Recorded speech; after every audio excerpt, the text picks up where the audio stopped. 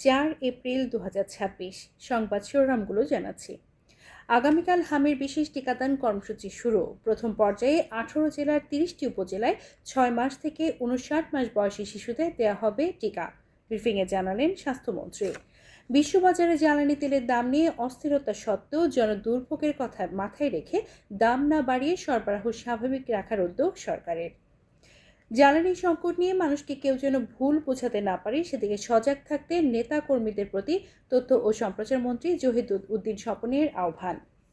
প্রায় 2 দশক পর ময়মনসিংহের ত্রিশালে অনুষ্ঠিত হতে যাচ্ছে জাতীয় কবি কাজী নজরুল ইসলামের 127তম জন্মজয়ন্তী উৎসব।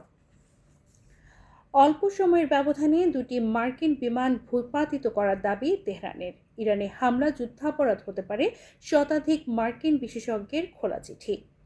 হরমুজ প্রণালী জোরপূর্বক খুলে সামরিক পদক্ষেপের অনুমোদন চেয়ে নিরাপত্তা পরিষদে আনা প্রস্তাব আটকে দিয়েছে চীন, রাশিয়া ও ফ্রান্স।